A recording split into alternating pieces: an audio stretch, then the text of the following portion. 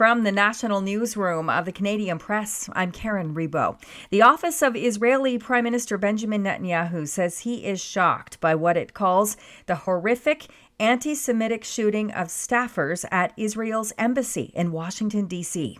2 staff members were shot and killed last night while leaving an event at a Jewish museum. And police say the suspect yelled, "Free, free Palestine," after he was arrested. Israeli Ambassador Yikael Leiter says the 2 staffers killed were a young couple about to be engaged. The young man purchased a ring this week with the intention of proposing to his girlfriend next week in Jerusalem. Netanyahu says he's instructed Israeli missions around the world to beef up security. Canada's new Foreign Affairs Minister, Anita Anand, says she is summoning the Israeli ambassador to explain why Israel Defense Forces fired warning shots near a diplomatic tour in the West Bank yesterday. Anand confirms that 4 Canadians were taking part in that tour in the city of Jenin, and she expressed relief no one was hurt. At a presser on Parliament Hill last night, Prime Minister Mark Carney said he wants answers. We expect a full investigation. We expect a immediate explanation of what happened. It's totally unacceptable. It's some of many things that are totally unacceptable that's going on in the region. The IDF says it regrets the inconvenience caused by the incident and is reviewing what happened. Canadians could soon find out if there will be another labor disruption early Friday at Canada Post. The Canadian Union of Postal Workers issued a 72-hour strike notice on Tuesday with a Friday midnight deadline.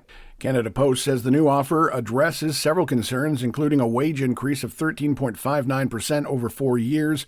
The union says the Crown Corporation is seeking to change some hard-fought collective agreement rights and methods, with one key sticking point being a proposal to add part-time workers to allow for 7-days-a-week delivery.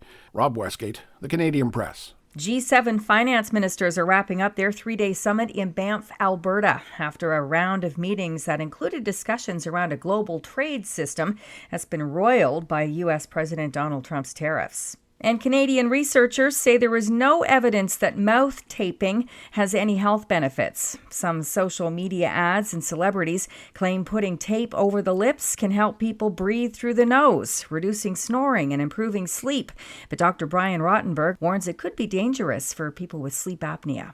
There's a large proportion of people out there who have undiagnosed sleep apnea, possibly severe sleep apnea.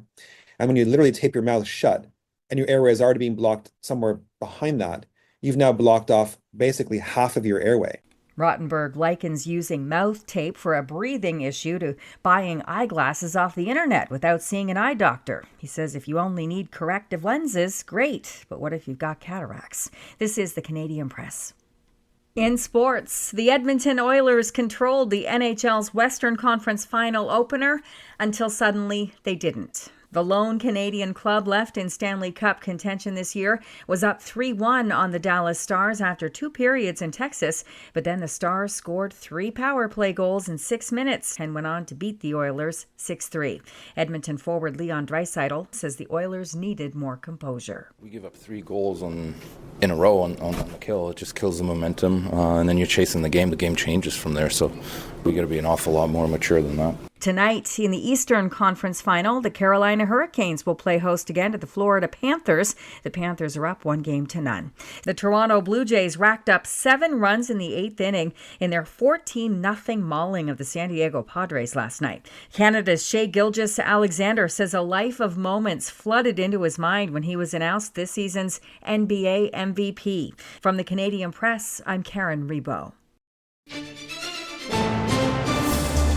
Thanks for listening. Don't forget to follow and subscribe.